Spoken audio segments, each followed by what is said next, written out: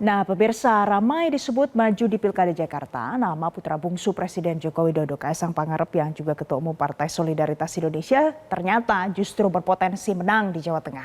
Potensi itu setidaknya dilihat pasca munculnya survei LSI yang menunjukkan Ketua Umum PSI ini unggul dibandingkan kandidat lain yang ada di Jawa Tengah. Apakah jalan Kaisang akan mulus bertanding di Jateng atau banteng PDI Perjuangan akan siap menghadangnya? Saya akan bahas bersama dengan Ketua DPP PSI, ada Sheryl Tanzil, dan juga masih menunggu bergabung bersama kami di Metro TV ada Direktur Eksekutif Indikator Politik Indonesia Burhanuddin Muhtadi. Saya mau ke Mbak Sheryl terlebih dahulu. Mbak Sheryl, selamat pagi. Halo pagi Valen. Pagi Mbak Sheryl. Mbak Sheryl, kalau kita lihat ini kan nama Kaisang ini mulai naik elektabilitasnya, mulai terdongkrak. Menurut Anda sebenarnya ini karena apa faktornya? Mengapa sekarang menjadi unggul di Jawa Tengah? Kalau saya melihat dari backgroundnya, satu Kaisang ini kan memang asli Jawa Tengah. Dan biasanya memang dalam memilih kepala daerah untuk Jawa Tengah itu faktor relevansi pasti masih menjadi salah satu pemikat ya. Istilahnya ya kalau orang Jawa Tengah pasti kepinginnya juga dipimpin oleh orang Jawa Tengah yang dianggap lebih mengerti kultur, budaya, dan juga kebutuhan rakyat di Jawa Tengah. Dan selain itu juga kita tahu survei LSI sendiri masih mengatakan bahwa kepuasan pada kinerja Pak Jokowi sebagai presiden itu masih 80%. Dan saya rasa ini bukan hal yang mengejutkan kalau orang lalu berharap bahwa sosok Pak Jokowi itu juga ada dalam sosok Kaisang gitu sebagai anaknya. Jadi menurut saya ini hal-hal yang tidak perlu, tidak bisa dinafikan lah. Dan meskipun pendatang baru di dunia politik, Mas Kaisang sebagai ketum PSI itu sudah menunjukkan bahwa dia punya komitmen, dia bekerja keras, dia menghampiri akar rumput, belusukan, berkeliling Indonesia. Saya rasa ini juga kualitas-kualitas yang dilihat oleh masyarakat ya, atau mungkin orang-orang yang kebetulan masuk dalam survei LSI itu. Dan meskipun banyak orang yang di awal sedikit mencibir ketika Mas Kaisang menjadi ketum PSI, tapi kami sebagai anak muda justru melihatnya ini betul-betul mencitrakan anak muda di mana dalam memilih langkah ketika dia masuk dalam dunia politik, Mas Kaisang satu tidak bukan orang yang main aman. Dia berani mengambil resiko dan ketika dia mengambil resiko itu dia mempertanggungjawabkan pilihannya itu apa dengan bekerja keras gitu, tidak ada mengeluh sama sekali. Saya perlu buka sedikit ya, ini Mas Kaisang gabung di PSI itu kan dari 25 September menjadi ketua umum ya.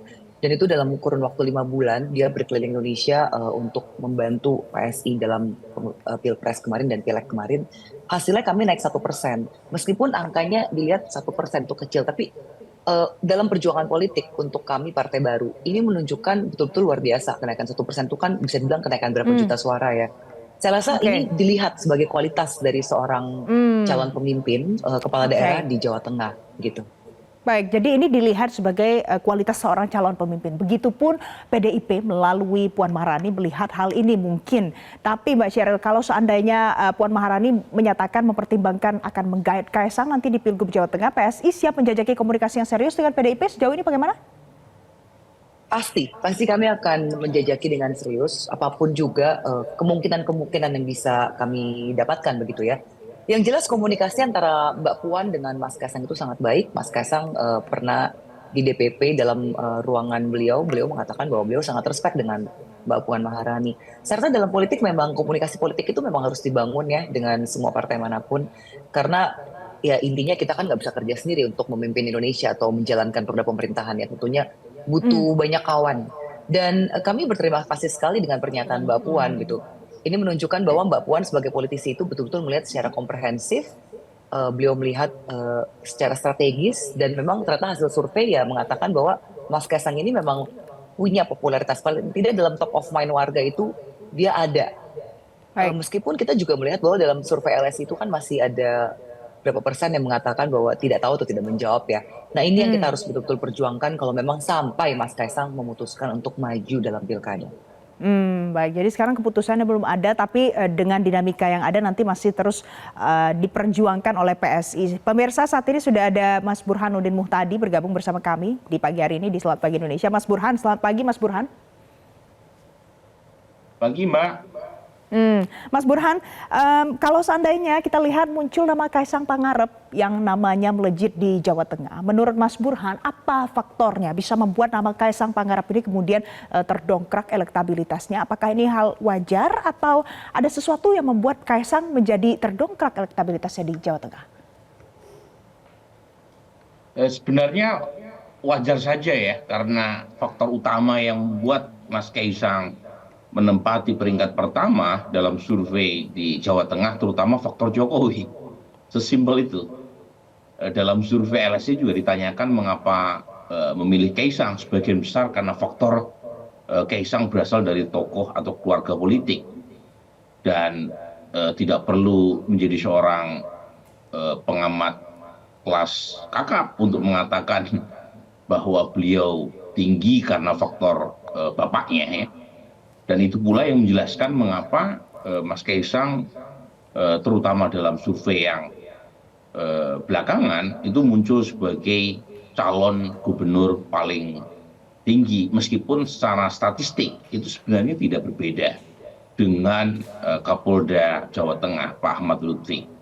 Jadi kalau kita lihat elektabilitas Mas Kaisang itu selisihnya tidak signifikan secara statistik, terutama dari sisi dipilihan dengan Pak Ahmad Lutfi, ya, terutama dalam simulasi banyak nama. Kalau yang ditampilkan di layar ini kan simulasi cuma 6 nama ya. Nah, dalam simulasi 6 nama banyak nama-nama yang tidak muncul. Misalnya Diko tidak dimasukkan di sana setahu saya ya.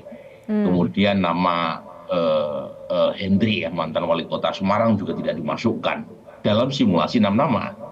Tetapi kalau simulasinya banyak itu selisihnya tidak signifikan. Artinya apa? Artinya Mas Kaisang muncul sebagai pemenang survei ya per hari ini itu tidak berbeda secara signifikan dengan Lutfi, tetapi dari sisi popularitas bedanya sangat signifikan. Mas Kaisang dikenal 90% lebih ya, terutama di kalangan warga Jawa Tengah dibanding Lutfi yang tingkat kedikenalannya tidak sampai 50%. Nah, di satu sisi ini menunjukkan bahwa sebenarnya Mas Kaisang meskipun unggul di Jawa Tengah, tapi kalau tingkat kedikenalannya sama antara Kaisang dengan Ahmad Lutfi, itu elektabilitas Ahmad Lutfi masih memungkinkan untuk naik lagi. Ini kan tidak seimbang popularitas antara Kaisang dengan Ahmad Lutfi. Baik, jadi Mas Burhan menyinggung popularitas Kaisang di Jawa Tengah ini bagus sekali, melebihi dari beberapa kandidat ataupun nama-nama yang disebutkan sebagai calon yang bisa maju di pilkada nanti. Mbak Sheryl, kalau menurut Anda dengan adanya popularitas yang begitu bagus di Jawa Tengah, bagaimana kalau seandainya bargainingnya Kaisang Pangarep seperti itu, bagaimana potensinya membidik posisi apa, cagup atau cawagup? Ya, kita masih lihat sih Mbak, ini masih ada waktu kan, masih Agustus lah baru kita akan memutuskan. Karena ya ini kan nggak mudah ya, kita harus memikirkan juga kira-kira mana yang terbaik untuk partai dan juga untuk masyarakat. Jadi ini masih cair sekali sih Mbak, kita masih terus melihat dinamika politik dan juga bagaimana komunikasi dan chemistry antara elit-elit parpol begitu. Baik, kalau menurut Mas Burhan, dengan popularitas yang seperti ini, kondisi hari ini menang di elektabilitas juga saat ini di survei yang ada, membidik posisi apa sebagai gubernur atau wakil gubernur, Mas Burhan? Kalau di Jawa Tengah ya peluang menjadi orang nomor 1 terbuka buat Mas Kaisang. Tetapi lagi-lagi ya pertimbangannya kan bukan semata-mata elektoral. Kalau dari sisi elektoral lebih mudah buat Mas Kaisang untuk bertarung di Jawa Tengah ketimbang Jakarta. Di Jakarta elektabilitas Mas Kaisang sama sekali tidak kompetitif. Karena memang beda gitu ya, antara Jakarta dengan Jawa Tengah. Jawa Tengah secara elektoral lebih kondusif buat Mas Kaisang. Satu, tingkat approval rating Pak Jokowi jauh lebih tinggi di Jawa Tengah ketimbang Jakarta. Di Jakarta cuma 60%, di Jawa Tengah 85%. Yang kedua ya Pak Jokowi berasal dari Jawa Tengah. Jadi mudah sekali secara elektoral untuk bisa memenangkan Mas Kaisang di Jawa Tengah. Cuma memang ada problem lain selain elektoral. Apalagi setelah Mas Gibran ya, berhasil menjadi wakil presiden, ya, terutama setelah putusan nomor 90 MK.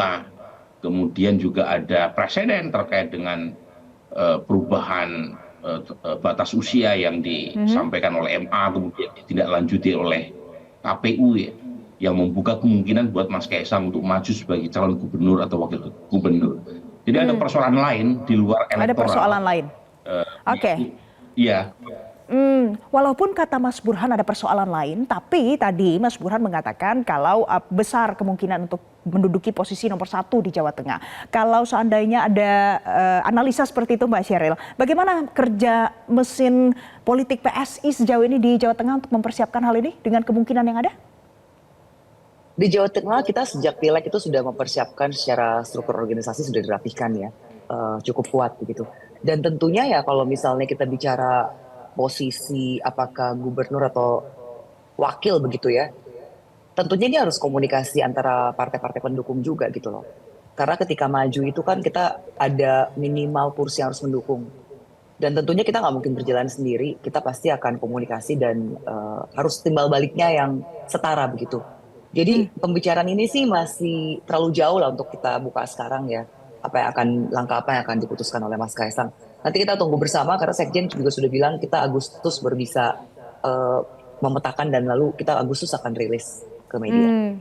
Baik, jadi kalau menurut Mbak Sheryl masih ada proses, tapi kalau dihitung dari penanggalannya mungkin kurang lebih sekitar 1 bulan lagi. Saya juga penasaran nanti, apakah ini sudah pasti di Jawa Tengah, kemudian bagaimana dengan di Jakarta yang sebelumnya sempat digadang-gadangkan Kaisang bisa maju di Pilkada Jakarta. Tapi tahan dulu pemirsa, Mbak Sheryl, Mas Burhan, kami masih akan lanjutkan dialog ini untuk Anda. Jangan kemana-mana, usai jeda tetaplah bersama kami. Pemirsa, Anda masih bersama kami di Selamat Pagi Indonesia. Kami masih akan lanjutkan dialog pagi ini untuk Anda, masih bersama Syahrul Tanzil dan juga Burhanuddin Muhtadi. Mbak Sheryl masih tersambung, Mas Burhan. Mbak Sheryl, kalau tadi sempat saya singgung, sebelumnya nama Kaisang Pangarep ini santer dibicarakan maju di Pilkada Jakarta. Tapi sekarang berubah di Jawa Tengah. Ini sudah fokus dan serius di Jawa Tengah? Itu kan sebenarnya hasil survei ya Mbak ya, bukan dari PSI begitu. Tapi ini hasil survei yang mungkin melihat ada animo dari masyarakat, ada aspirasi nama Kaisang ditaruh dan ternyata hasilnya tinggi begitu. Tapi ya sampai saat ini sih Mas Kaisang posisi masih di DKI Jakarta, masih tiap hari di DPP juga menerima berbagai calon-calon kepala daerah yang mau bekerja sama dengan PSI. Jadi saat ini fokusnya beliau bahkan belum memikirkan untuk dirinya sendiri ya, tapi lebih bekerja untuk partai dan bagaimana semaksimal mungkin kita mendukung kader-kader PSI, kan ada beberapa juga yang maju di beberapa daerah. Fokus kita sekarang itu, bagaimana supaya kader-kader yang kita usung untuk kepala daerah sebagai calon wakil gubernur, wakil bupati, ataupun gubernur dan bupatinya, itu bagaimana supaya mereka bisa menang. Nah jadi untuk ketika Jawa Tengah ini tiba-tiba boom begitu ya, karena LSI hasilnya cukup tinggi untuk Mas Kaisang, ya kita berterima kasih bahwa ternyata memang ini bukti bahwa masyarakat bisa kok menerima sosok muda. Meskipun kemarin ada politisi yang bilang ini kan masih top of mind, bukan sebagai kepala daerah. Cuman apapun itu ya berarti sosok Mas Kaisang ini kan menjual dan ada orang yang melirik begitu loh. Warga bisa melirik sosok ini. Nah tapi terkait apakah maju di DKI atau maju di Jawa Tengah, bahkan mungkin Surabaya ya, karena dari Surabaya juga kemarin dari struktur kami juga Ketua DPD juga meminta untuk Mas Kaisang maju di Surabaya. Kita belum bisa lah Mbak, ini masih terlalu cair ya.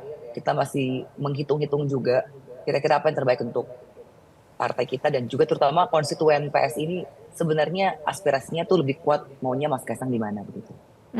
Kalau dari hitung-hitungan yang sudah ada sekarang, karena di Jawa Tengah potensinya jauh lebih unggul, apakah tidak diliriknya Jawa Tengah saja, bukan DKI Jakarta lagi?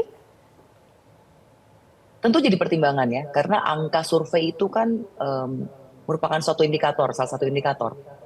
Tapi masih banyak hal lah Mbak, kita kan juga harus melihat kira-kira dukungan partai lain bagaimana, dukungan terus pasangannya mau siapa, itu kan juga menjadi faktor utama ya.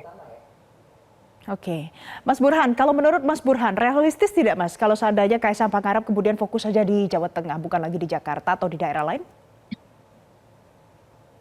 Ya secara elektoral realistis. Pertama memungkinkan untuk terpilih lebih besar di Jawa Tengah ketimbang di Jakarta.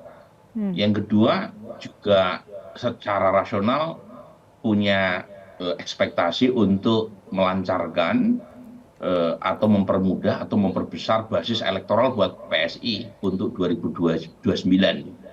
Dan Jawa Tengah satu provinsi dengan jumlah populasi terbesar ketiga setelah Jawa Barat dan Jawa Timur dibanding Jakarta. Ya, Jawa Tengah kan hampir 14% dari total populasi nasional. Jakarta hanya kurang lebih sekitar 5% ya. Jadi kurang dari separuh dari jumlah pemilih Jawa Tengah.